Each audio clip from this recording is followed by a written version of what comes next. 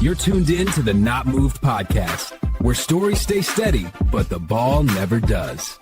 Every week we break down the game, the culture, and the moments that make you lean in. Not Moved brings you the dribble. I'm Lena. And I'm Jax. New episode. Hello, ladies and gentlemen. This is your boy, Tinez and Bando here for the dribble tonight. We're going to be talking a little bit about the play-in, go off some recap, and then also give off some predictions about the following round, which is starting tomorrow, the first round. Bando, how you doing, my man? How you doing today? I'm chilling, bro. I'm chilling. That's good, man. All right. First off of the review, I do want to give a little bit of some talk about first, obviously, the Miami Heat versus the Charlotte Hornets game.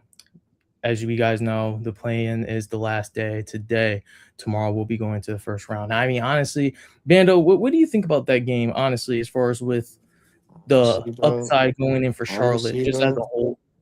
Honestly, bro, that game was a shootout. I agree. I think Charlotte definitely really importantly improved a lot in their rebounding that game, especially when needed most. I also think that they have been efficient, but right now, I mean, we'll talk about it a little bit later. As of currently, right now, they're kind of hitting a little bit of a tick against this Orlando Magic team, which we'll talk about later. They don't really matter though. It says a lot about the adversity that Charlotte has been giving this year, though. And I think it's something that a lot of people tend to undermine as a team because I get it. It's the organization of the Hornets. It's the Hornets. But, I mean, we all understand, you know what I'm saying? You got to give credit where credit's due. So I got to give them their credit. I mean, they've been probably right now the most improved team this entire year. I mean, besides the Clippers, which we'll get into after this. But I don't know, man. The way it's looking right now for them, I mean, I'll just POV the score real quick. Right now, the Hornets and the Magic are at a 37-68 just now in halftime. So I don't know. Right now, Hornets are taking a dip, but I really, really think that last game 2 nights ago, I think really, really made a statement. What do you think, Bando? Do you think it made a statement? For Charlotte? Talking about for Charlotte? Mm-hmm. Yes, sir. Oh, yeah, of course. LaMelo made his statement. He said it himself after his post game. He said it after his post game. He said, that's what he said before. He was like, I know I fucked up. I made a mistake, whatever, and I made up for it. He made up with that game-winning layup. Right, exactly. And that's kind of bad. And a lot of people don't take accountability. No, they don't. They don't really give him a lot of the flowers that he's supposed to. And honestly, with the little things that were going on, especially with that playing game, I can understand, you know, to some people, they think that he purposefully injured Bam. But, I mean, he took full accountability of it. He apologized after the game, and he's like, yo, hey, my bad. You know what I'm saying? It's not something that I'm supposed to be doing. But at the end of the day, hey, you made your credit where it's due, and you made the game winner. So, I mean, you know how it is in the NBA playoffs, man. I've been saying it all season long since we've been starting this show. I mean, a win is a win in these kind of situational games. So, honestly, it's just only shining better for the Hornets.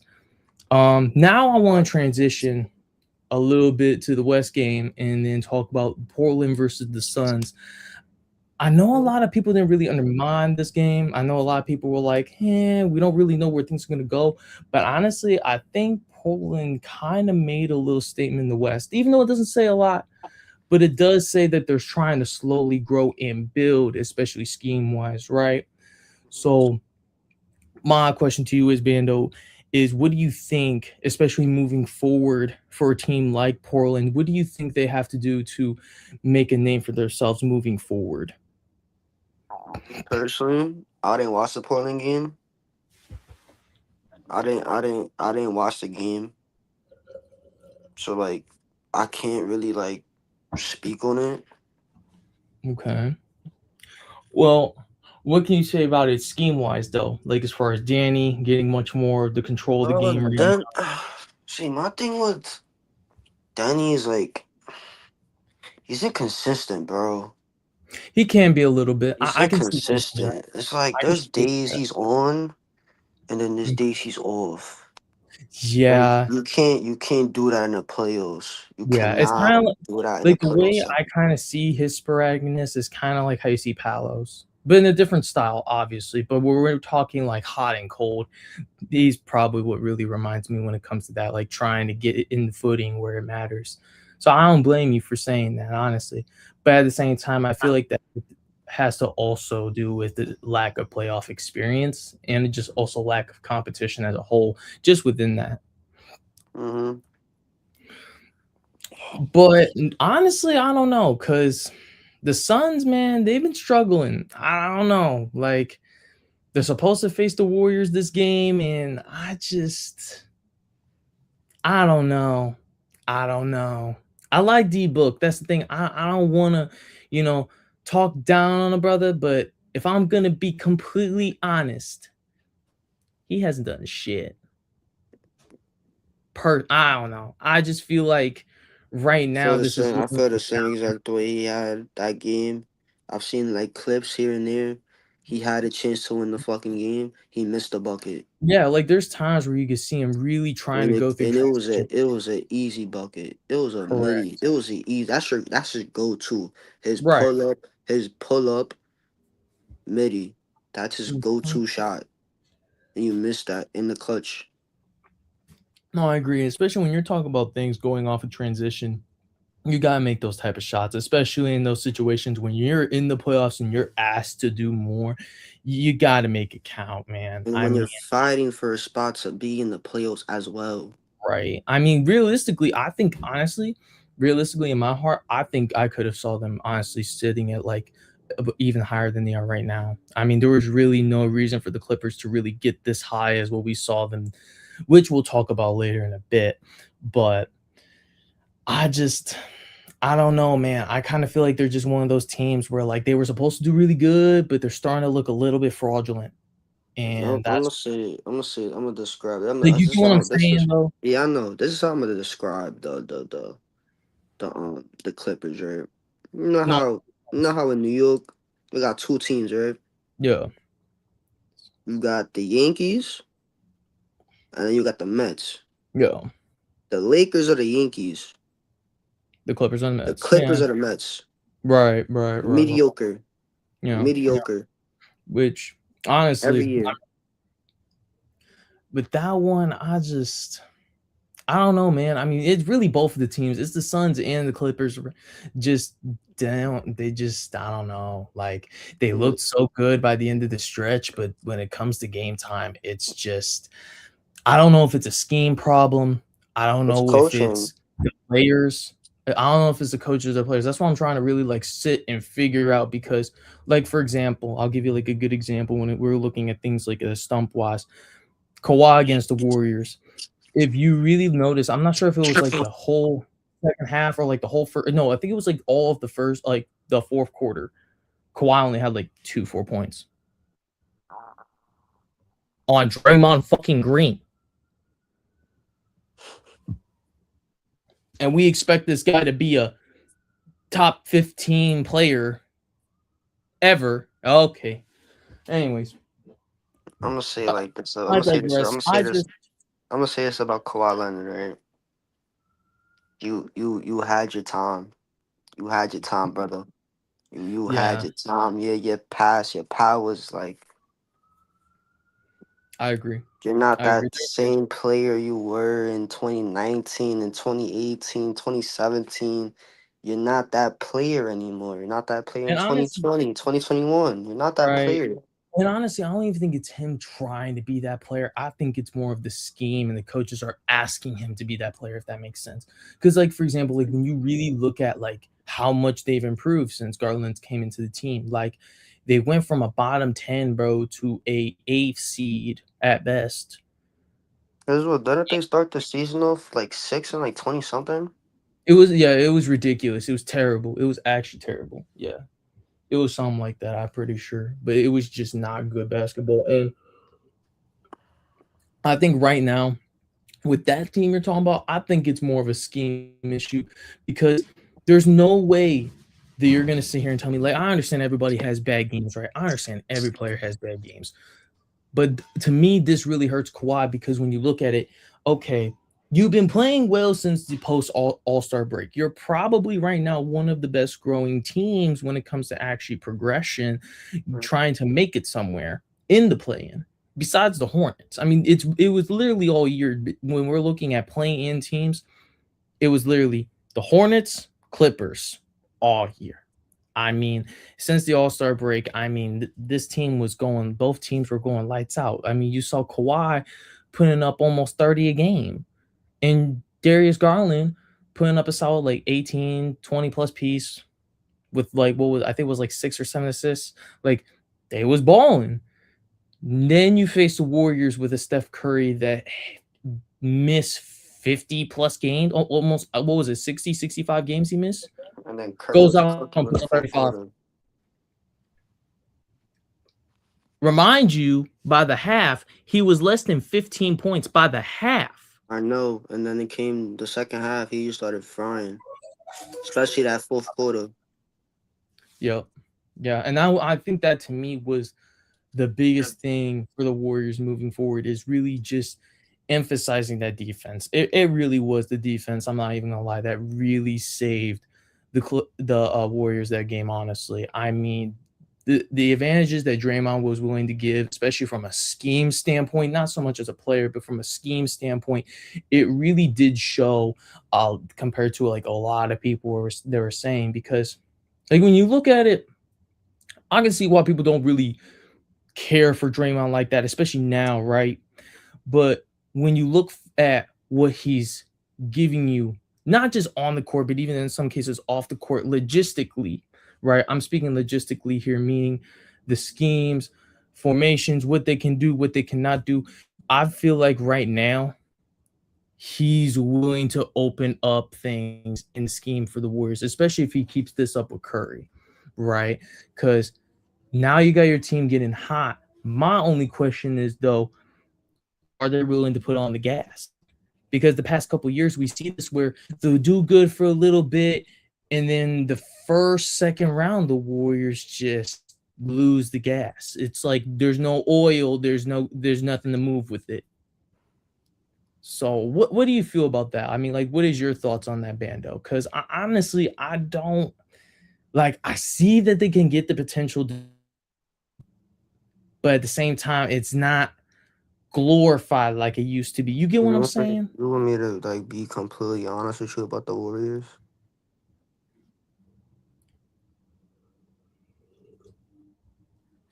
You're saying what? But you're cutting out. You want me to be completely honest with you about the Warriors? 100%. Of course, man. Stay They're locked in and roll up. they're a first round fucking exit. Simple. Oh Point yeah, blank. Period. 100% agree. I agree Point with you blank. on that. Period. But my There's, right. there- But my there's thing is nothing that like, they what do could you do. think as far as like? But like, my question is like, what do you think as far as them in moving the gas, like trying to move forward? Because there's times where we see them even during the playoffs. Like, yeah, don't get me wrong. There's times where we've seen the Warriors be a 7th seed, an 8th seed, and they can go as far as the second round. I mean, we've seen it before. Personally, we've seen it before. It's not gonna happen though. I'm not. It's not gonna. I get it. Okay. Like, you got Curry that's pushing 40 years old. You got Draymond Green who's old as fuck. You got Pods who had his first 30-point Right. game out of an 82 game season. You had one 30-point game out of an 82 game season. Are we serious? I mean, you gotta think. And then the bench is I get abysmal. The bench yeah. is I mean, I horrible. It's get you. abysmal. The defense is abysmal. Oh, the bench is horrible. Yeah. Steve Kerr's schemes is atrocious. But I'm not even gonna lie to you, bro. Like, you can even see some of the role players, and I'm glad you kind of talked about that because I'm not gonna lie, the bench during that Clippers game heavily improved. I mean, I'm talking like I saw Pods putting up almost 20. Draymond Green had like I think almost at least double digit in points. Curry had 35. You had Kristaps with like what was it, 20 plus? Al Warford had like 14. I'm thinking like Kristaps had like 25, like 24 or some shit like that. I think. I mean, I'm I'm not just sure. saying, Bando. I mean, I don't know.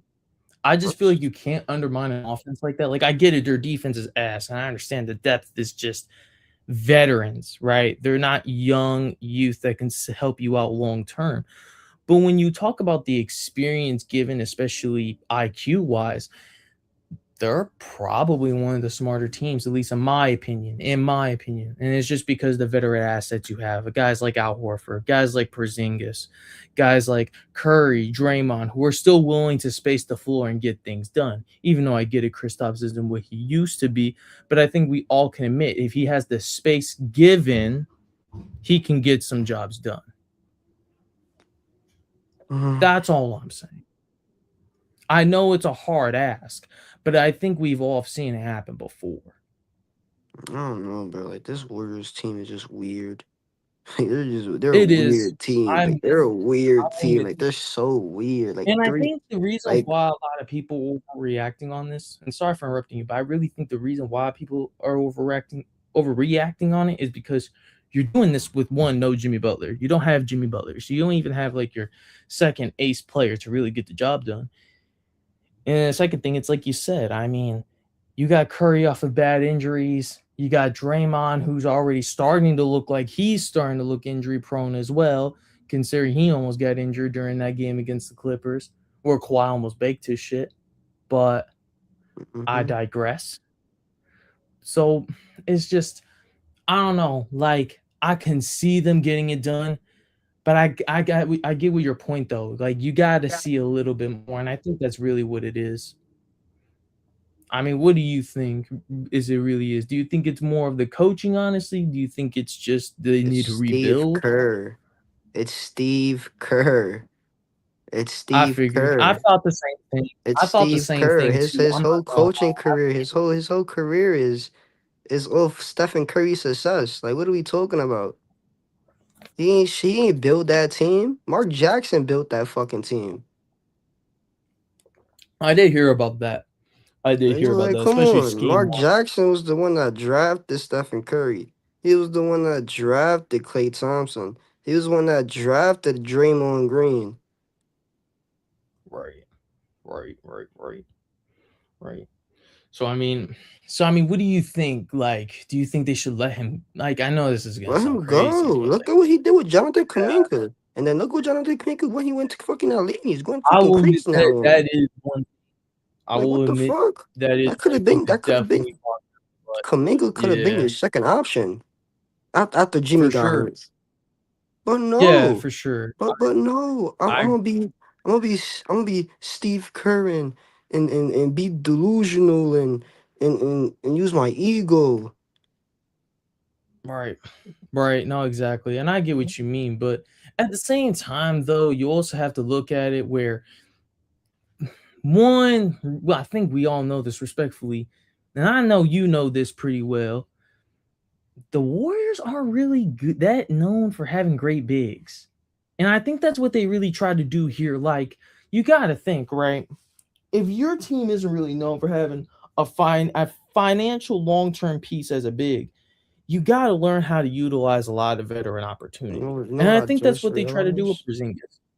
You know what I just realized, bro? The Hmm. last time they've had a good big was fucking JaVale McGee and Zaza Pachulia. That's probably honestly, it's between him and Andrew Bogut. That's probably been their best big man in I don't know how many Remember years. Festus Ezeli? So that's why I'm asking, like, if we're gonna be real for a minute, like, if you really sit down and think about this, Bando, and I'm gonna say this with full respect, this is probably that they've had. Excuse me, there's technical difficulties going on, y'all. But I just feel like with having a piece like Kristaps, it opens a lot more doors because you didn't have that kind of veteran experience years ago, and when you did, it failed. Example 2016, where Andrew Bogut was actually going off a decent year, and then what happened? He got injured. Draymond Green got suspended. But as I digress, my Yeah, point of what I'm saying Draymond is Green likes to kick yeah, people in the cojones. right. But no, it's like, I don't know. I don't know. Like, I'm kind of in the same boat where you are right now, where it's like they're looking like they can improve. They're looking like they're getting the right pieces. My only problem is that they haven't shown those pieces right, one, and two, I think some of them they could do a little bit better with, which is like what you talked about, that Kuminga trade. I think that's a really great example, you know? Exactly. And I they're think that's really the biggest depending. problem right now. I think it's just wrong My choices. my problem is y'all are depending on Curry's 37? Mm-hmm. You're depending on a 37-year-old man.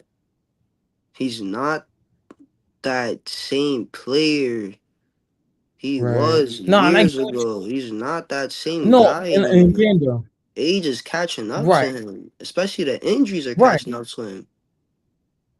And that's gonna happen, especially with big men like that, right? Especially when you're looking at things from a veteran standpoint. So I understand No, when I'm we're talking about talking Curry. skill, I get that.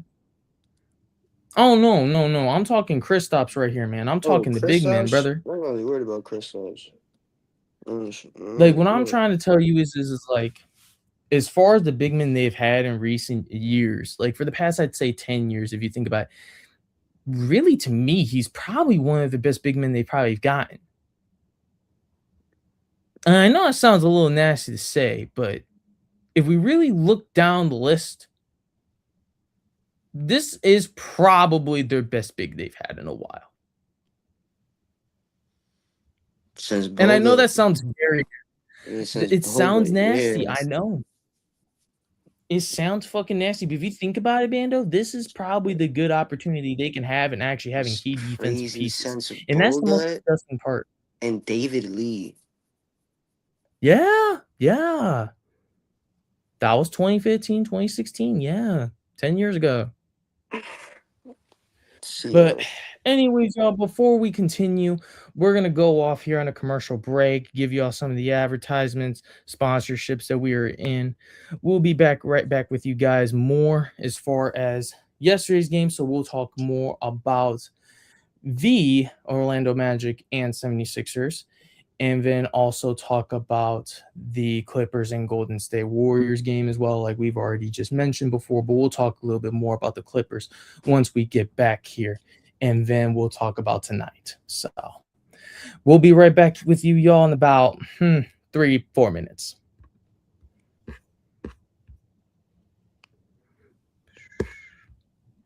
The Not Move podcast is fueled by Dubby Energy. Smooth, jitter-free focus and flavors that slap. Mango, berry, watermelon. Whatever gets you locked in, they've got it. Hit up Dubby.gg, use promo code NOTMOVED, and snag 10% off your order. Stay not moved, stay energized.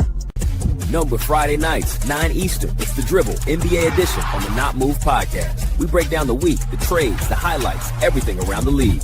Tap in, chop it up with us, and get the takes that move the game forward. Stay not moved. The Not Moved podcast drop is here. Snapbacks, hoodies, mugs, stickers, totes, everything you need to rep the convo everywhere you go. Limited run, unlimited style. Tap the link, fill the cart, and tap into the Not Move podcast every Friday night at 8 Eastern. We're bringing the scrap sheet, UFC edition. Every jab, every takedown, every headline. All the fights, all the drama, all the picks, right here. Watch live on YouTube or listen anywhere you get your podcast. Hit follow, hit subscribe. And stay not moved.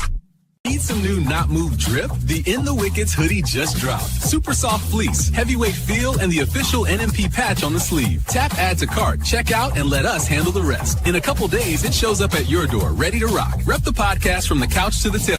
Every Thursday night, the Not Move podcast drops a new episode of In the Wickets, our deep dive on everything around the NHL. We break down the plays, the trades, the stats, and the stories that matter. Plus a few hot takes along the way. Join us live at 8 p.m. Eastern, or catch it on your favorite podcast app right after. Same energy, same on. Tuesday nights just got louder. Ringside Rewind is live every week, 9 Eastern. We're breaking down Raw, SmackDown, and everything leading into the weekend. If it happens between the ropes, we're talking about it. Deep dives, hot takes, and a few surprise and replays. a whole lot of arguing. yeah, but the good kind. Ringside the Orphan Elimination Chamber tee just dropped. Fresh out the box. Look at this. That print is nasty. Chain link O, silver hit. It's tough. It's soft too, y'all. Fits right. Little drip for the Elimination Chamber weekend. We rocking these all season. If you're part of the Not Move fam, you already know. Jump on it before it's Grab gone. yours now at Not Move Shop. Episode of the Not Move podcast is brought to you by the MLB Shop. They have every team's gear, from classic caps to World Baseball Classic hoodies, all official and all ready for game day. Tap the link in our bio to head straight to the shop and snag your favorite merch.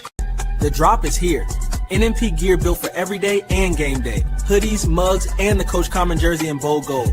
Rep the movement. Feel the energy. Shop new arrivals. If you're craving baseball talk that doesn't flinch, tap in with us Monday nights at 8 Eastern. It's the Rusty Mitt MLB edition of the Not Move podcast. Breakdowns, debates, all the swings and misses without the fake fluff. Join us live or catch the replay wherever you get your pods. Rusty Mitt, not moved. Stay not moved. Attention Not Move Nation. Our first ever jersey has landed. The NMP by JB Sport Talk collab brings premium mesh, bold gold accents, and that undeniable game day energy. Plus, hoodie drop. Today's episode of Not Moved is brought to you by Open Goal, the world's #1 backyard goal. If you love soccer but hate chasing balls into the neighbor's yard, this thing is a game changer. Its rebound net sends missed shots right back to you, and the side nets keep your landscaping and your windows safe. It's perfect for kids, for training, or just having fun. Today's episode of the Not Moved podcast is brought to you by Walmart.com. With our storefront in the Walmart app, you can get everything you need. Pick up or have it delivered. We ordered dinner while recording and it showed up before we wrapped. Better Good sweet corn and burrata ravioli. Nuri protein drinks, even St. Patrick's Day treats. Walmart.com. Not move, fam. Southgate edition just landed and it's fire. Check the tee. Watch out for the skis and the wickets. Hockey stick, cricket wickets, all vibes. We got hoodies, mugs, caps, beanies, whatever you need. Cop yours before they... At the Not Move podcast, just drop the gear. Heavyweight hoodies, premium cotton, street ready. Caps, mugs, and more. Every detail on point. Whether you're hooping, tailgating, or just repping the pod, NMP fits the culture. Limited drops. When they're gone, they're gone. Cop yours today at notmoveshop.fourthwall.com.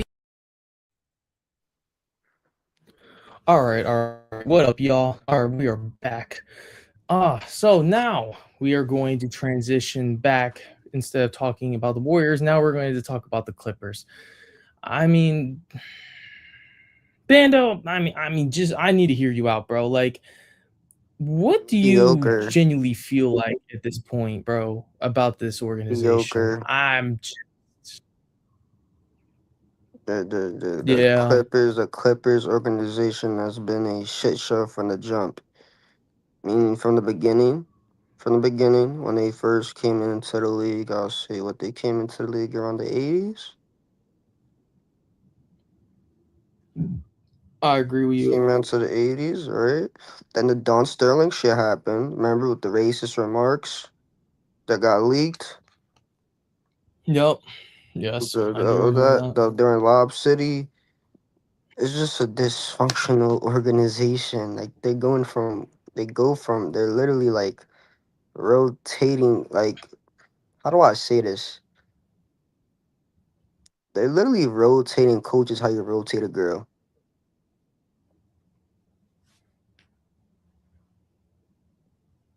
Right. No, and I get what you mean 100%. My bad, I had a text. But I just don't know, man. Like, it's just literally like 1 year after another, they give you so much like good expectation out of them, I feel like. And I just feel like in the past couple of years, they can't get it done. I want to say it's the players because lately for this couple of seasons, these guys, they've been getting the like, for example, you trade away a Zubac, which I really don't like. I don't like that move. But then you that's big on that team. Right.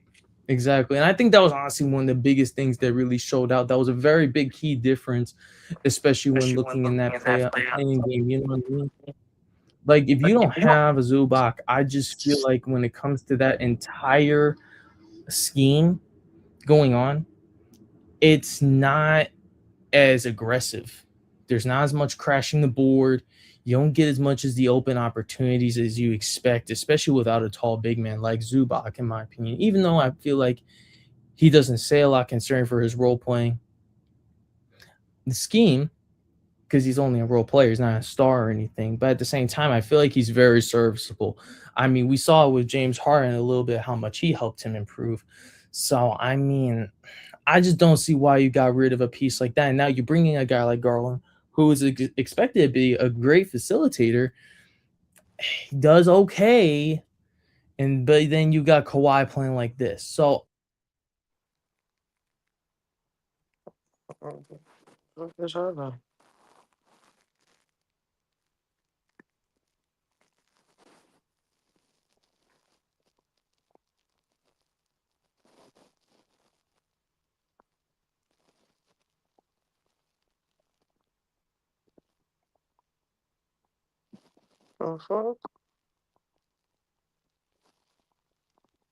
He just leave?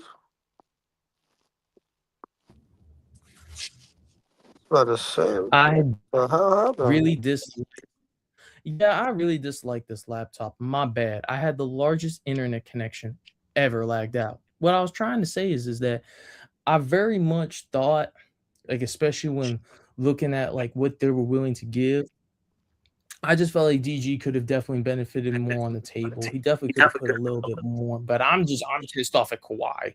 I have no idea what's going on with this coaching and these schemes going on. And whenever Kawhi, for some odd reason, I just feel like right now, like when you look at Kawhi as a player, for the past years, he's just been bipolar.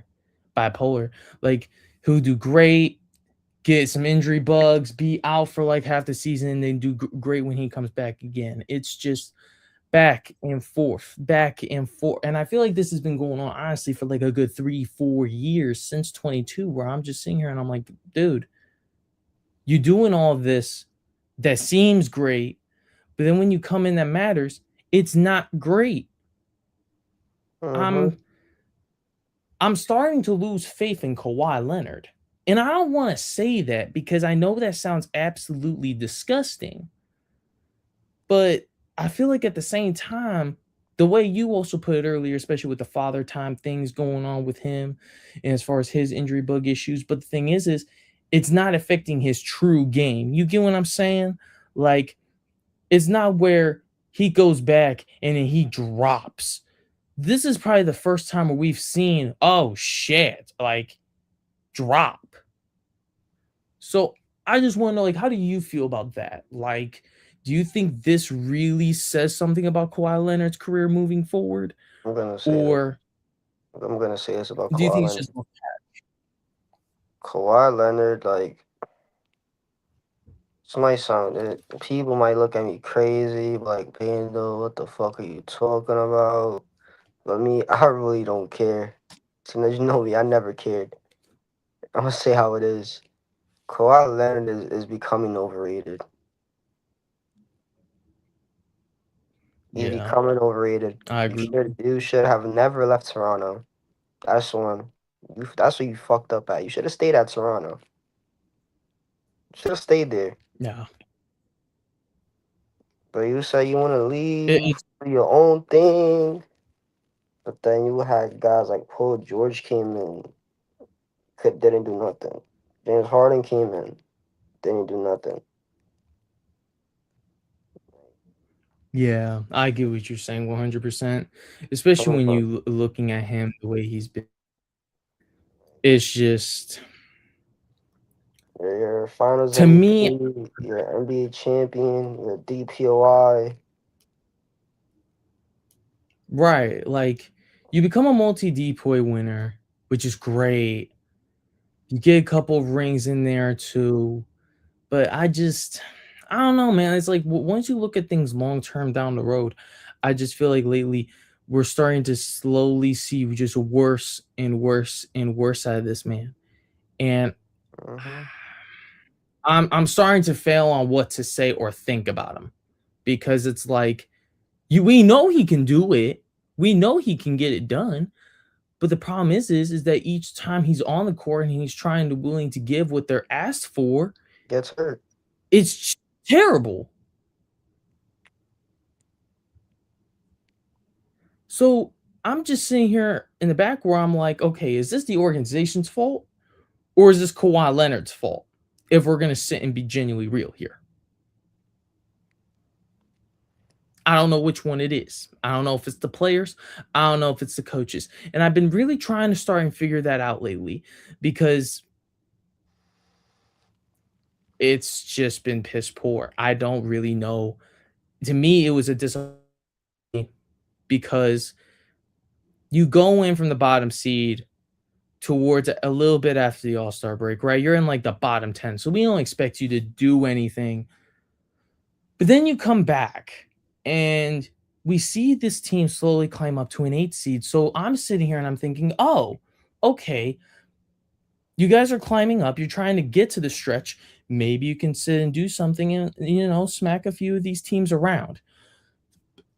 Man, I go and I watch this Warriors game, bro, and I genuinely saw like the biggest sell I think Kawhi's ever put in his entire career. Like you go from doing 20 plus almost by halftime, and then next thing you know, I see this man barely even getting 10 points to save his fucking life.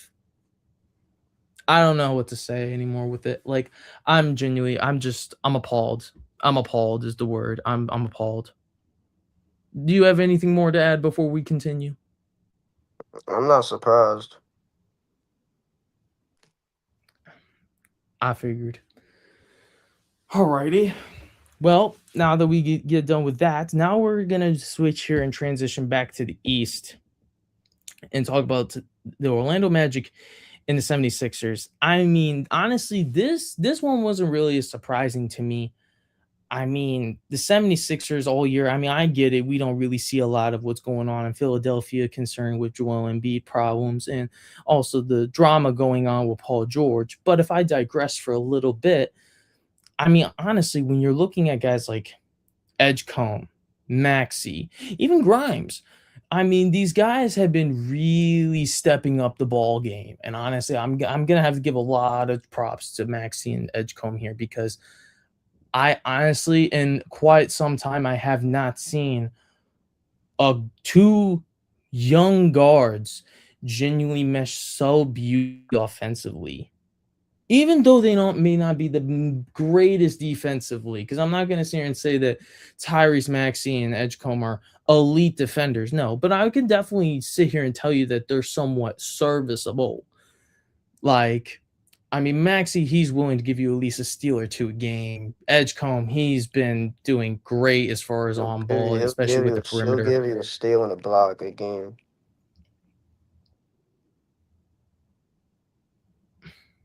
Yeah. I mean, don't get me wrong. Like I like me and you have said, and I think we all can sit and agree. I think I see this team getting knocked out of the first round. But what I'm really, really, really liking at the 76ers a lot, it's just the adversity. I mean, when you're willing to go in and out of the playoffs, especially even though you're a play-in team, I understand they are a play-in team.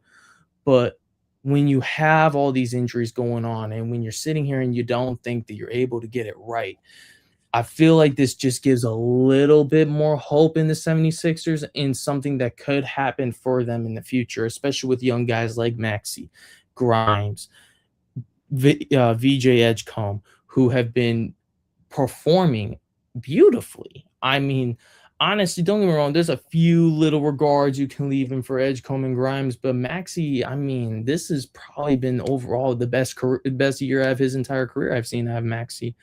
I mean, this whole season, he's been giving you almost 30 points per game, 7 assists, 3-4 rebounds, about a steal a game. And he's doing this with literally shooting at least 50% from the field. He's lights out. I mean, don't get me wrong. There's some moments in the year where we've seen him a little bipolar, especially towards a little bit after the All-Star break. But I don't know. I can low key, if I really think about it, like if we really start thinking about it, I can kind of see them. And I know I'm gonna sound crazy. I can see them going in the stretch against Boston. I can see this game going into the first round, maybe being a 6. I'm saying game 6. So I expect Boston to win. I'm not sitting here saying Philly's gonna win, but I feel like this is gonna go down to like a game 6. Maybe a game 5 if the Boston Celtics actually put enough clamp on that shit. But if you give them a lot of space to get free, bro, I'm just saying, and especially if Joel Embiid comes back, I mean, who knows? I mean, that's my only thing. I hate saying this. So I'm a Knicks fan. Like, this sounds even disgusting coming out of my mouth. But the Sixers are not fucking with Boston, bro. Oh no, I'm not sitting here and saying that they're at that level as a And they're like, team. I'm No, gonna be honest. I'm I'm gonna be honest. If they play each other in a 7-game series, Boston is sweeping them.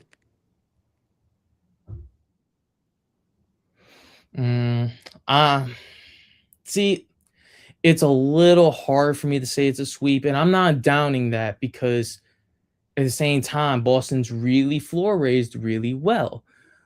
Which I mean, honestly, I gotta give a lot of props to Derek White and JB for that, and even some guys like Vucevic too. But I mean, right now, Philadelphia, just offensively speaking, even though they have a little bit of some patches missing defensively, I feel like they can do a lot better of, especially in the interior. But offensively, they're looking really darn good. I'm not gonna lie. I'm not sitting here saying they're the best out there. I'm not gonna sit here and say that they can absolutely smack Boston around. No, but what I'm sitting here and telling you is I can see them maybe getting 1-2 really good performance out of this team where they're going to give them something to bite on that's going to be a little sour because we all know Philadelphia, especially as far as a team, they are pretty physical. They may not look physical, but I think honestly in my heart, they're probably one of the decent, more both offensively and defensive teams that just have an aggressive culture. I mean, what do you feel about that? Do you think that right now you see them having much more of an aggressive culture in both sides of the ball, or do you think it's just more elusive? Like, how do you feel about their game? I mean, the 76ers, I'm gonna be honest, it's Philly, bro. It's Philly. Even the fan base is I can't say the word. Right, and I get that. But when we're looking at the dynamics, though, I mean, you got to think at the same time, though, Bando, like when you don't have a Joel Embiid and we don't expect this team to do I don't anything know, great if but Joel like, Embiid's gone. let's be honest, bro. What the fuck has Joel Embiid done?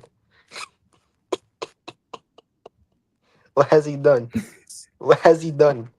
Let's be real with it. What has he done? I know. And I've said, and I've asked a lot of people that same question too, but at the same time, I can't sit and undermine a team with or without Joel Embiid, considering they're still doing this, right? Like, you have to sit and think to yourself, with Joel Embiid, they went into the second round at best. They're already still getting playing chances without him. Where I get it to some people that may not seem a whole lot, but when you're still sitting in like the 7th, 6th seed, battling for that spot, and then on top of it all, you're without two of one of your best players. I mean, the fact that they were even to even get a chance to even be close to the top 6 seed without either of those players long term is just shocking to me. To me, it is. And that's why I kind of give them this grace on why I see them much more dynamic than they were been in the past. But that could just also be me thinking that they are a much more younger, talented pace than a lot of the other teams, especially what they've done in this draft. So I could be wrong, but I do get your point though, especially with we haven't seen them move forward in past years. But right now, I kind of see them taking a step forward, even with them having this undermined record and this kind of slope when it comes to playoff competition. I mean, what do you think? Do you see it stepping in the right direction at the least? They got potential. I'll say that they got potential, but like it's every And that's year. all I'm asking But for, you know what I'm saying? it's every year the go. Yo, let's go to the play-in. Right. I You think feel that's me? kind of the problem But there. that's I not agree. every team's goal. No Right. team wants to be in the play-in and fight for a playoff spot every year. Look at Miami, for example. Right. And if anything, to me, I feel like it's harder, especially as the season goes on, because you got to think if you're in a plan like that, you got to really be up on your shit because you're facing everybody is a big dog. Everybody's the big dog. You're sitting there and you're the little dog, and everybody's the big dogs having to get the shit up.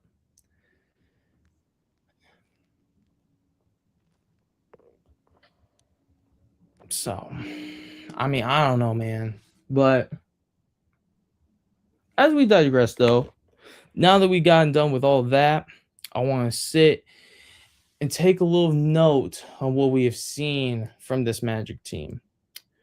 Now, I'm going to be solely and completely honest, even though I think as of right now, they're currently still beating the fucking living shit out of the Charlotte Hornets. And I'm going to ask myself and you, Bando, um, what is genuinely up with Orlando at this point, scheme wise? Because I see them doing great, but at the same time, I feel like they can't do as much as what they're asked to do, if that makes sense. And when I see that, I'm talking about guys like Paolo, Franz. I know Desmond Bane's always going to be lights out, but I mean, I don't know. Like, because here's my thing. You see the first play where they faced the 76ers, Paolo did terrible. I mean, let's sit and I'll be honest here. He didn't play good. He was very undermined. I think at the same time, we can even sit here and say, I think that Philadelphia definitely out-schemed the Orlando Magic. But now that we're viewing this on the other side and we're seeing that Charlotte is now, I mean, they've only had the scores, 94-71 entering the fourth quarter with 1:48 left in the third.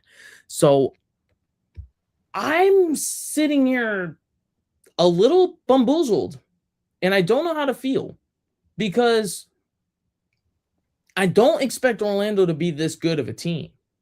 So I don't know if it's just that they're doing better as far as the rebounds are getting much more of the opportunity defensively, or if it's just a bad game as far as Charlotte and its offense. I mean, what do you think about it as far as Orlando and them taking the advantage right now? Like, how do you feel about that? Orlando is a confusing team. They're so bipolar. It's like when a shorty is like on her period. Like they're bipolar. Like Paulo. Like it's crazy how when Paulo is off the court, they're a better team. Which is crazy to me. And when Franz is off the court, they're a bad team. Right. Like, right. I don't know. I don't like they're confused. I don't know either. They're confused. And it's very hard for me to sit. Yeah, and it's really hard for me to sit and think about this too because when you don't, it's like kind of like what you said. Like if Paolo plays good, it just looks like the rest of the team's kind of But if Franz is playing good, it also means that things are probably going sideways. Excuse me. So my thing is like, I don't know if I'm sitting here thinking that this is just a lose-lose situation for the Magic moving forward, even though they're beating a team like Charlotte. But at the same time, though, I feel like this is just more of just a bad game on Charlotte, considering the fact that, respectfully to the least, they don't really got a rebounder like that compared to Orlando. And I don't think, honestly, I don't really think Charlotte's even that aggressive on the glass as compared to Orlando, which makes more sense why they get more opportunities more than not. But then when the players are asked to give in more, they're not. So I don't know what it is. Like, I want to sit here and say it's the coaching, but at the same time, I'm really not liking the bipolarness that Paolo's giving because there's 1 week where he can do great, but then there's like 2 or 3 weeks where most of it's just subpar, right? And while all this is going on, I see guys like Desmond Bain, Jalen Suggs is surprisingly kind of stepped up a little bit. Even though he's not really the best when it comes to things on transition and willing to score, he's still a very, in my eyes, probably one of the better guard defenders in the league. So, how do you feel about it?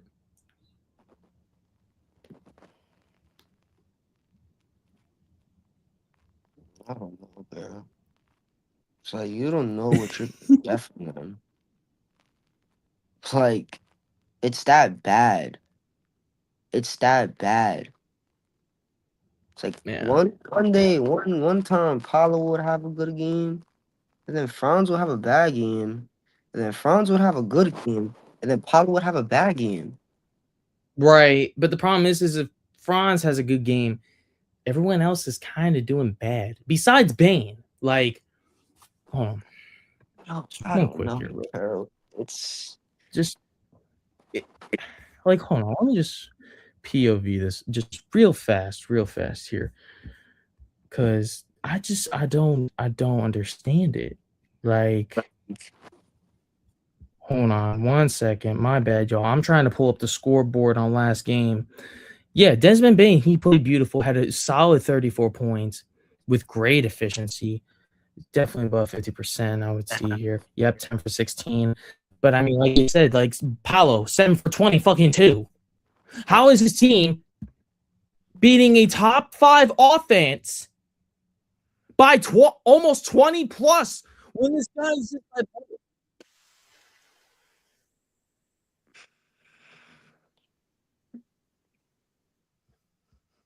my bad. Like, I don't know. I don't know what to think. Like, chat, help me out. How is this possible, for one? And for two, why is it that when I see Franz do stuff like average as shit, it either looks bad or looks surprisingly great? Which is making me think that everything in that entire organization is just fucking bipolar. Sorry for my language, but let's be honest. Let's be honest about the Orlando Magic. Like, this team has not been the same since Shaq left, since Dwight Howard left, since all those guys they had left, bro. They've been a bottom feeder team at least. But I would say my problem is like they're still giving what's to give, though, because it's like you have to say right. And that's kind of my problem that bugs me, I think, a lot, because this is a team where they have the pieces. You got a Paulo, you have a good defender like Jalen Suggs, you have a scorer like Desmond Bane, you have a decent rebounder like Wendell Carter Jr., who's actually been doing pretty all right this year. I mean, last game, and he could protect the rim. Last game he had 11 rebounds. Like, that's what I'm saying. Like, him and Anthony Black, 11 rebounds. Anthony Black, 6. Like, Jalen Suggs, 6 rebounds. A guard.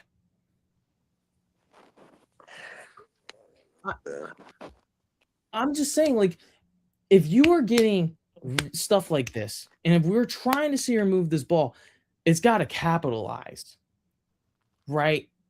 And I just feel like, consistently speaking, if we're talking consistently here, they haven't capitalized like they're supposed to. They're getting the opportunities.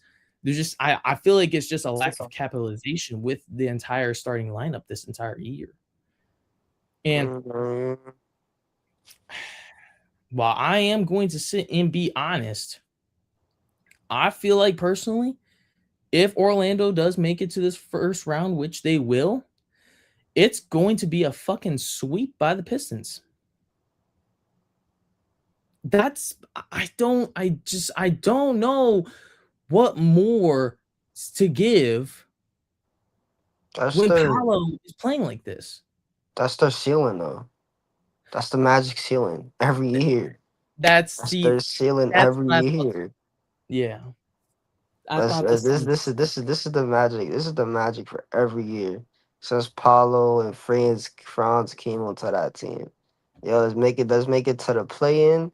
Let's win the play-in, right? Let's go to the first round and lose in 5 and 4. Let's get generous swept or get swept. It's been like that every year. It's nothing new. It's a consistent thing with this team.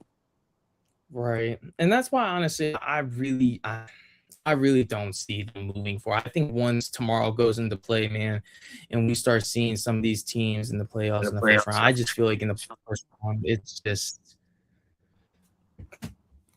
fucking belt. Just belt. Straight belt. I'm sorry. I don't see Paulo or really any of them doing as great as they really wish they won to against a team like Detroit in their defense. Even though I feel like offensively, I feel like it would be a little bit of a battle because I feel like both teams are dealing with some inconsistencies on offense.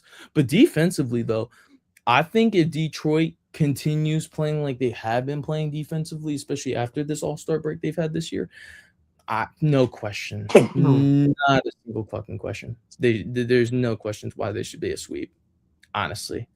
But now that we're done with all of that as of currently, now we're going to start talking some future spec here and talking about thinking about moving forward in the first round for the last couple of 15 minutes here. I mean, so I'll just go off first here with this. So the first games we got tomorrow are going to be Cavaliers and Raptors at 1. Then after that, I believe then we have the Nuggets and Timberwolves at 3:30. So we're going to start with talk about those two games first, and then we'll move on for the other games like the Hawks and Knicks, which I know you want to talk about. But, I mean, Cavaliers and Raptors, I mean, I've been saying this to everybody, man. The Cavs It's is the Cavs, man. I honestly, like, don't get me wrong. I could see the Raptors maybe winning 1, maybe 2, depending how things go with our scheme, because we can be a little sporadic, I will admit, especially when it comes with Jared Allen and some of our guards and depth-wise. It could be a little bit sporadic. And most of it's not even on guys like James Harden and Donovan Mitchell, like if they think they are. It's really guys like Sam Merle, Dennis Schroeder, who have just, I mean, Sam Merle's been doing his job, but I feel like since the All-Star break was really over, down on the stretch by the end of the season, he just played very sporadic, especially Dennis Schroeder. I mean, since we acquired him, he has had no great capability in scoring whatsoever. I personally feel like his scoring has just taken a huge dip. His facilitating, though, his passing is great. I feel like he's really great when it comes to moving things around with the ball. I just really feel like when it comes to really trying to capitalize to ask for him doing more, it's just been a problem with guys like him and even in some cases Sam. And I think that's honestly one of the biggest reasons why we got a guy like Keon Ellis, who we can ask for more because he's a two-way. You know what I mean? Well, I feel like it balances out, but I don't know, because the Raptors got some nasty pieces too, man. I mean, we're gonna see RJ Barrett in the first time in a while. Your boy, who was previously in New York Knicks and is now Fuck RJ Barrett. He's dog shit. Ass. Straight up ass as a Knick. Ass as fuck. Hey, look, you knew I was gonna rub it in. I'm ass sorry. As fuck. Fucking horrible. But dog come shit. on, man. I get it. I know, but you gotta give it credit. Don't ever bring up that name ever again. I get angry every time I hear that name. I get it. I know. But, I mean, they've been doing great all year. I mean, him, Brandon Ingram, I know a few other guys in those pieces too have been doing their thing. It's just great. Right now, to me, I feel like the Raptors have just been playing really decent basketball. So I can see them winning 1 or 2 games, but I feel like once things, especially like the first 2 where we're going to be at home, there's no question I think we're going to win the first 2 games. What really questions me is once we go to Toronto's home. I think that's where it's really going to start being like, you might win, like, let's say we'll win 2 and then they win game 3. I can see us coming back and winning a game 4 and a game 5. I can see that. So that's why I'm saying I feel like it just depends when it comes to those regards. However, though, the Nuggets and the Timberwolves, though, in my opinion, that series is going to be very interesting because while some people actually more than I thought really want Ant to win, I just don't know. Because to me, I've been looking at this a lot when I see Jokic. I just feel like right now this is the year where we have really seen Jokic floor raise this Nuggets team to where, depending on what the depth does, I could see this maybe going to game 5, maybe game 6. I don't see this really going close to a 7.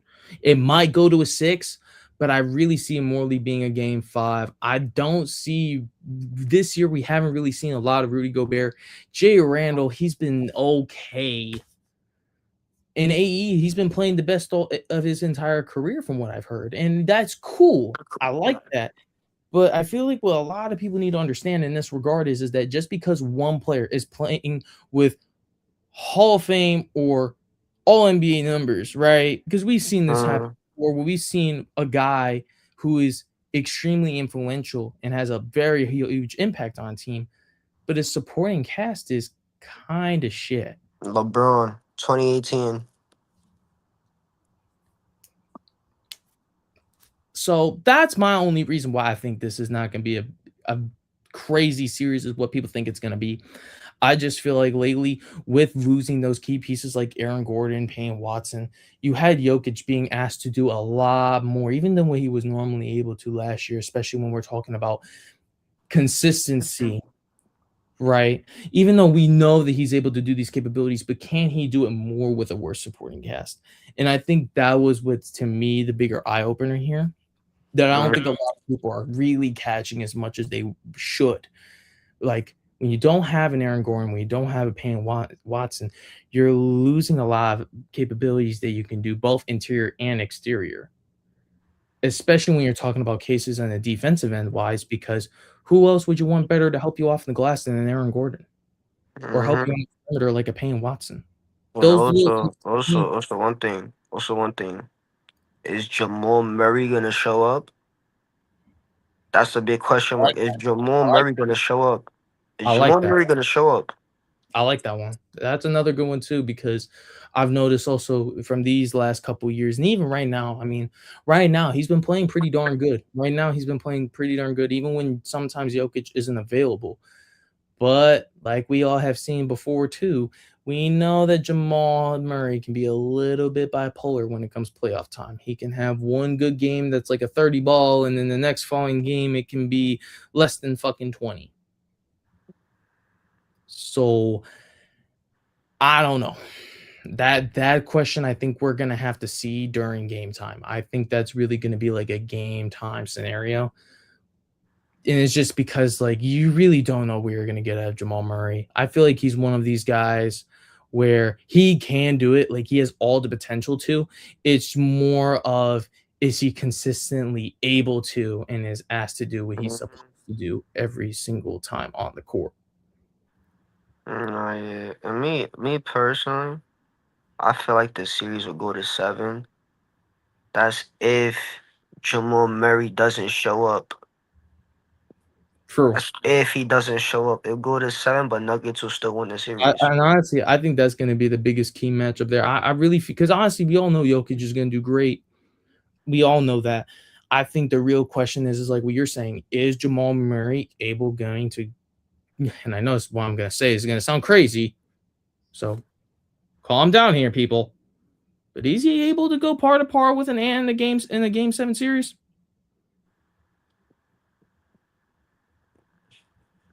I don't think so. I mean, hold on. Time out. I know. Hold on. Time out. I don't want to cut you, but we've seen Ant in the game 7, and he shit the bed. But we've also seen Jamal Murray in an entire playoff series be bipolar as shit. So at this point, Bando, and I know we shouldn't really say this, but I feel like this is kind of the time where we should. If we're talking playoff-wise, it's screaming ass on ass. Got the right ass cheek, got the left ass cheek. So, to me, I feel like this is a damn or you don't kind of game. That's how I feel about it. If other people want to disagree, by all means, you can open up on the comments. Y'all Ant fans. Oh, Ant's this. No, because here's the thing. I think Ant's very capable. I think Ant's been. I'm not saying you. I'm saying in general. Oh, yeah, in general, right. But that's what I'm Ant fans are like, oh my God. No, and I get it. Like, if we're going to sit here and really sit down and have a conversation with Anthony Edwards, I can sit and see why that people look at him as being like a top 10 player right now. But am I going to sit here and tell you he's like a top 7? No. Maybe a 9 or 10. Maybe an 8, depending on who you put there. That's a maybe. I don't see Ant in the top 10 list being as high as 7, especially when we're looking at cases as recently. But that's a different conversation. I mean, even when you're looking at what Ant is being asked to do, I feel like year in and year out, he's being asked to do more, and he's showing it. My only problem is what's going on with the rest of the team, because we see Julius Randle, like, for example, I'm not sure if it was last year or the year before when he started going to the Timberwolves, like when he was first in the Timberwolves, we see him have the down years in New York Knicks. I know you don't need to rub it in and slander me, okay? But then we also see When I saw that Julius Randle traded, oh, that was the happiest day in my you gotta fucking admit though, life. it was probably a savior of your life, but it was a benefit for the Timberwolves. You can at That least was the admit that. Like, happiest day in my life. but you gotta admit though, he surprisingly actually improved. To me, at least, I feel like he improved during the first times. But who really won that trade though? Who went farther? Yeah, it was you guys for sure. I definitely would agree to that. It was definitely you guys. But so let's see here now. Atlanta versus New York. Yeah. Now I was just about to say, yeah, I think that is your team at 6:00 p.m. tomorrow at April 18th. I'm gonna say this because I'm giving you. I'm gonna break this shit down. I'm gonna break this shit down. I'm gonna be me. You got it. Break this shit down. These Atlanta Hulk fiends keep talking about 2021. 2021. We're not the same. We're not that same team. 2021, we had a fucking Derrick Rose at the end of his career. RJ Barrett. Fucking Emmanuel Quickly. Who else we had on that team? Who I else think was you had on that team? I'm pretty sure you had Obi Toppin there too. Obi Toppin. This Yeah. is a different Knicks team. You have Brunson, you have Michael Bridges, you have Cat, you have Mitchell Robinson, you have Landry Shamet, you have Deuce McBride, you have all of these guys who's a better team than what we were in 2021. A way better team. Way better team. And you have Brunson, who's a playoff riser. That's one. He rises in the playoffs. Even when he was in Dallas, he rose in the playoffs. Everybody started hearing Jalen Marquise's Brunson's name when he was in Dallas in the playoffs. That one series, the Phoenix series. That's when I everybody am found out going to who play he a little was. devil's advocate though, just a little bit, But my thing is with that, right? Like, yeah, we see Brunson being very much at a high volume, but I feel like this year, just speaking overall, not overall, but just this season, it's been a little sporadic. But at the same time, I feel like that has to do with everyone else. Hold on. I feel like that has to do with everyone else's game. Like, for example, how like me and you talk, Carl Anthony fucking Towns. Michael Bridges. Michael Bridges is another one, yeah. And sometimes, not all the time, because I will admit he's decent, but sometimes OG. Sometimes. It's not as often, but there is times where he can have a shitter, one or two. So I don't know, man. Like, to me, we saw a lot of good coming out of y'all at the first and especially in the midst of the season. I just feel like at the end, there was just a lot of humps and bumps to where I feel like some people are really questioning y'all as far as like the faith or willing to do more to the table compared to the Hawks. Because like, look, here's my thing with the Hawks, right? We've seen them increasingly steadily improve so far, game in, game out. I mean, they're probably been one of the only few teams that actually really climb up the stakes here. I mean, the beginning of the season, they were almost pushing bottom 10. And then at best, they were almost at fifth or fourth seed. They were almost close to us. So I don't know. Like, I don't really know. Like, I'm gonna be honest, right? I'm gonna cut you off, Tians, but I'm gonna say this, bro. No, you're good. We have the more experience in the playoffs. We've seen the last time we matched with Atlanta. Atlanta in crunch time, they folded like a bag of chips. They folded. That's true. They are a hot, fast team rather than trying to They slow. fold in the fourth quarter. Yeah, that's true. Because And I would Brunch definitely and say, like, we're, like, very much the opposite. Like, we're more of, like, a second half team. I can see Atlanta being much more of, like, "Hey, get out there, do what you gotta do first, and then play off during the rest of the game, so that and way." this is a different. This is different. It's Yeah, playoff dynamically, it is different. basketball. It's playoff. Yeah. Y'all have zero playoff experience. The only person on that team that has playoff experience is CJ and Clint. Mhm. True. Yeah, yeah. That's Who true. else on that team has That's playoff experience besides those two players? That's true. I'll give you that. But at the same time, though, I don't know if we can undermine a guy like Jalen Johnson. I just don't know if you can undermine some of those other players that are on that team, man. Like, Not they've under. been they've been a decent schemeful team. They've been really good on their cues. That's my thing. Like, as long as you're good on your P's and Q's, I can't really say anything bad. I mean, yeah, don't get me wrong, the clutch timing may not be always right. And that's okay because they don't have the playoff experience, like you said. But when we're looking at things as a whole throughout this season and what you're asked for out of them, they've been giving it very well. Pause.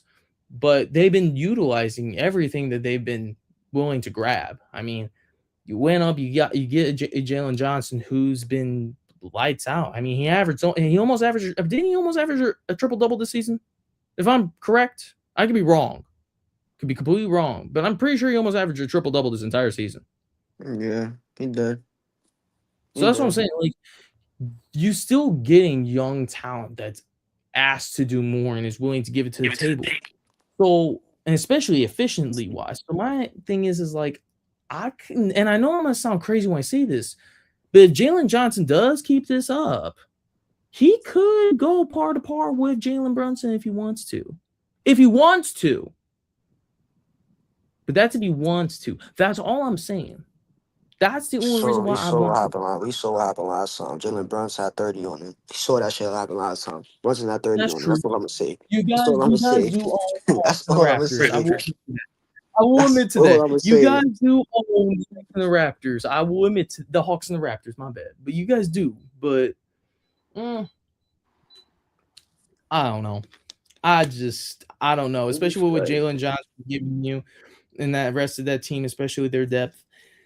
Like Kuminga, he's been playing great. Actually, I completely forgot that is one of the teams that you guys. That is also one of the guys you're gonna be facing too. I'm pretty sure Kuminga's on that team, right? Mm-hmm.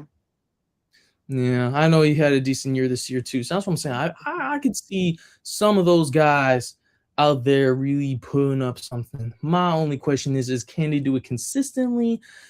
I think we kind of all know the answer to that one. I'm gonna say this. But Knicks in 5.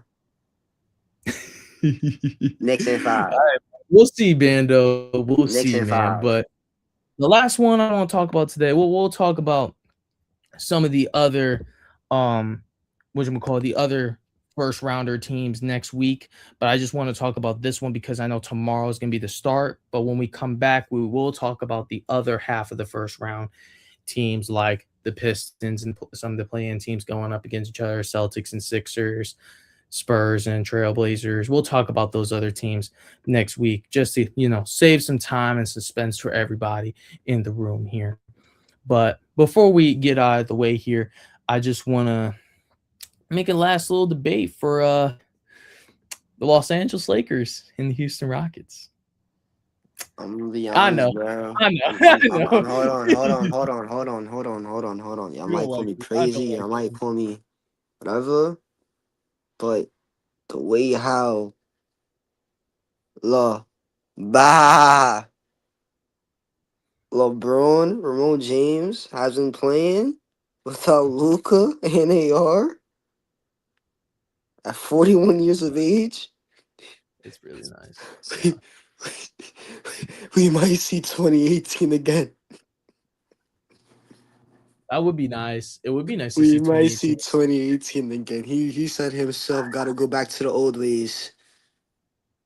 I don't know, man. That would be nasty. It could happen.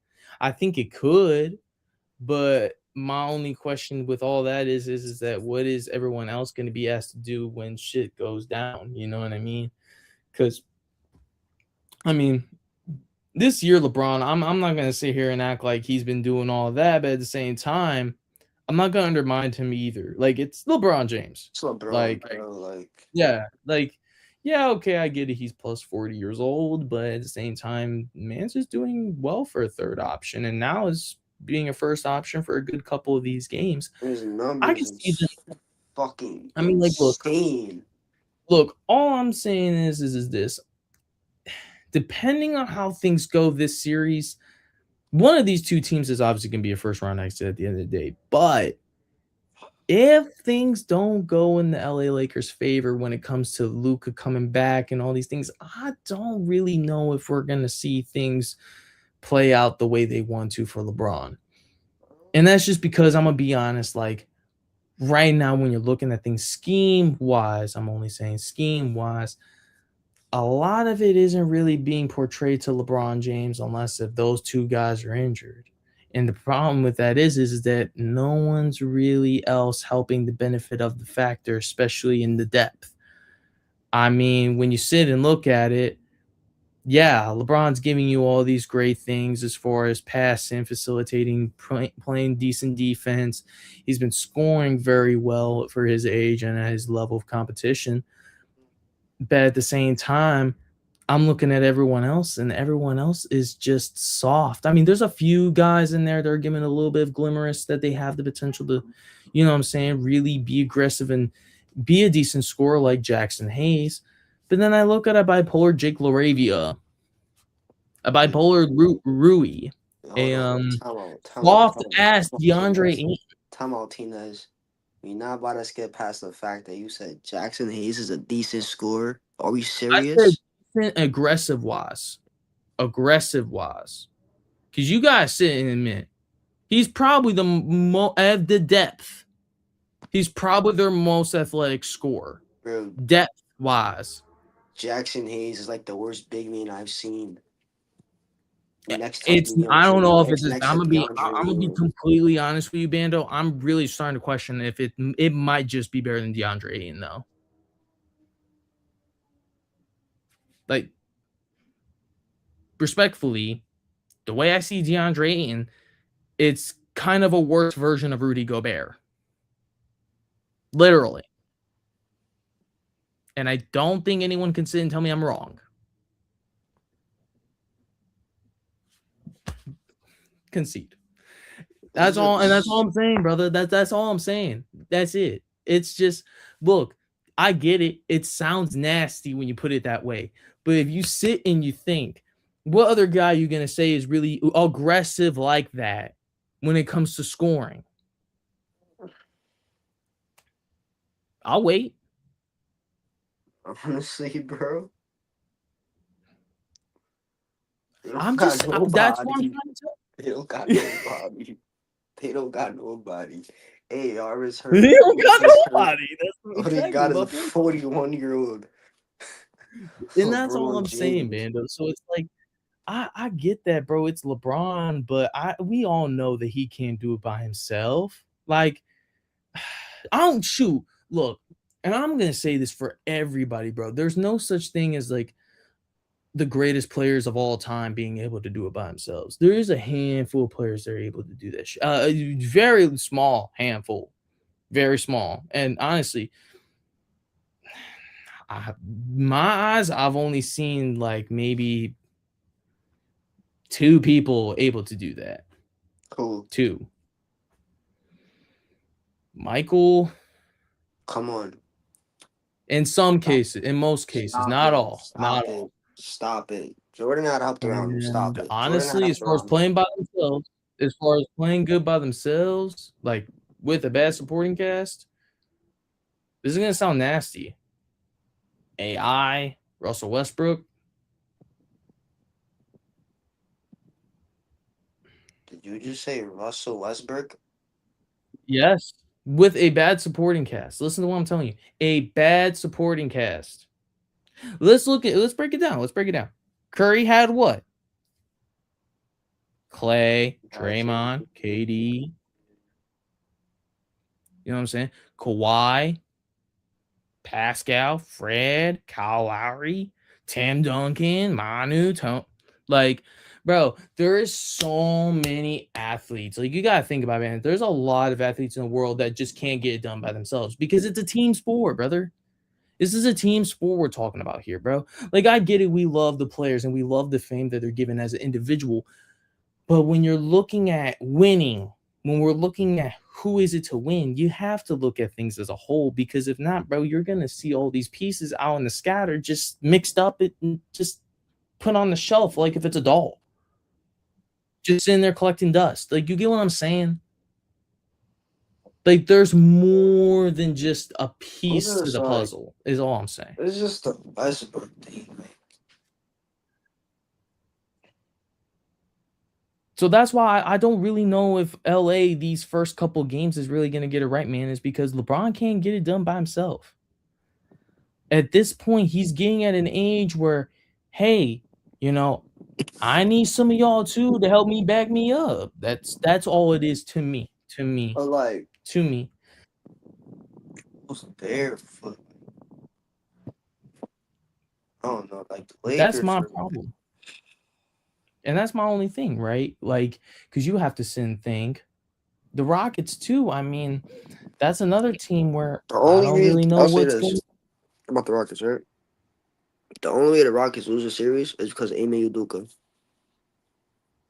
That, or if Sengun just plays like complete ass on Ayton. I mean, if their rebounding is just that piss poor, because let's all be honest, LA's defense is complete trash. With full respect. I mean, I'm not trying to sit here and slander no team, but at the same time, when you are bottom 3 in defense throughout the entire league, that matters to me, brother. Not even in the top 15. So, I don't know, man. I don't know. My only thing is, and my only hope is I just hope that I see a few things. One, I see the Rockets really step up with their young assets that they have. Tyree Eason has really got to start popping off. Fucking what's his name? Reed Shepherd really got to stay on his eyeballs. Like, he's really got to stay on his eyes. Like, to me, I feel like if he really starts becoming like a little bit of a help on the facilitation end, Thompson need to do his thing too. I don't know. Like, I could see them maybe getting the LA Lakers to, depending on when Luka comes back or not, they could mess around with them in the stretch. They could.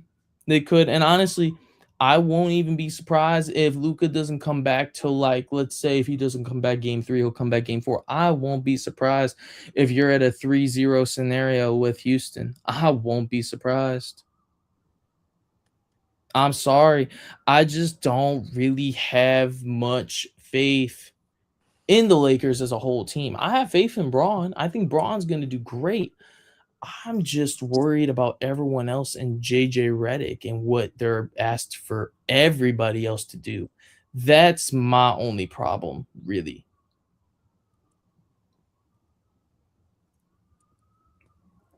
Oh, yeah. Oh, shoot. You are cutting out bad, brother. Hold on. Bando, turn off your... Hold on. Okay, you getting me better now? Bro. Try this. Yeah, there you go. I don't mute your mic and unmute it. You're good now. What were you trying to say? Yeah, what were you trying to say? I was going to say, I mean, they did get swept last year.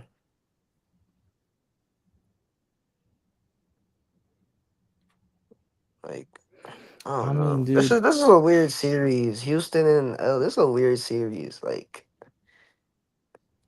anything could happen. It is a weird series. It is, especially when you look at things down the stretch. Right. That's kind of how I'm thinking about it too. I'm sitting here and I'm trying to think. That's why I've been so quiet lately. My bad, y'all.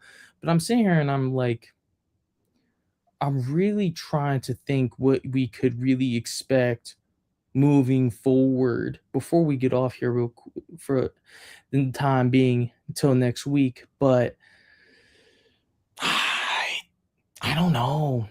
I really don't know what I'm going to see out of that series. I think, to me, that's the biggest mix-up to me, is that series. That to me could really go either way, especially if Luka comes back. Though if Luka does come back, my only question with that is can they respond? That's my only question. I mean, if you were really sitting here trying to risk for Luka to come back after an injury like that, or are you gonna have the willingness to respond?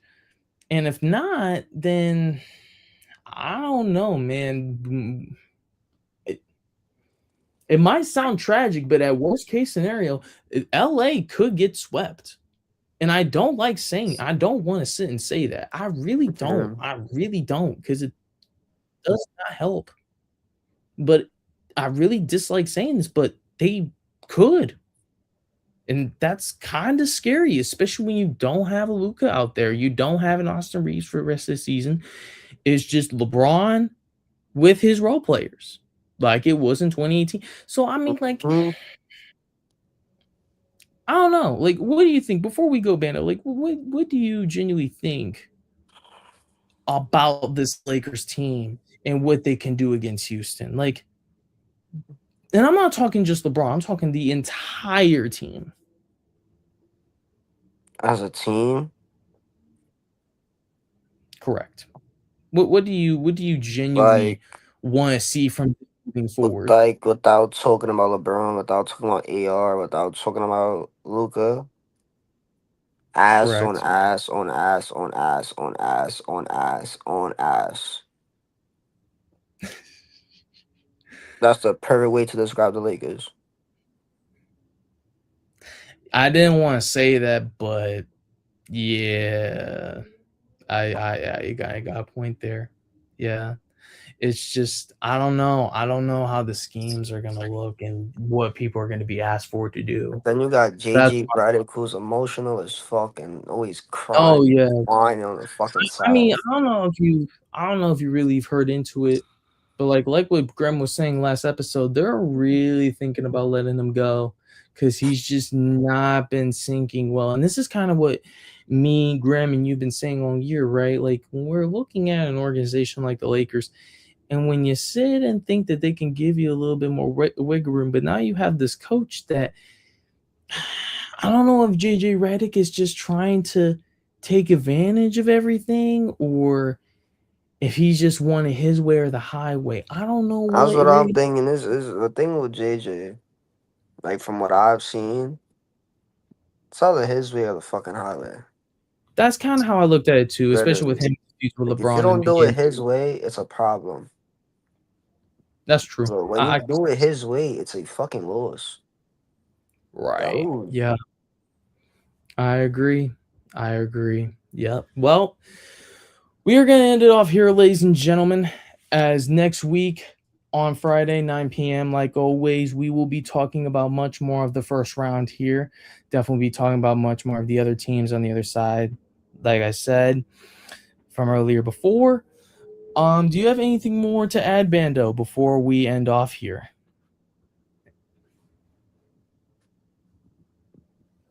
Zero? Nada? All right, ladies and I just gentlemen. hope Boston does shit in the playoffs. I just hope Boston just plays like dog shit. You know, and everybody's hoping your Knicks to go out in 6-2.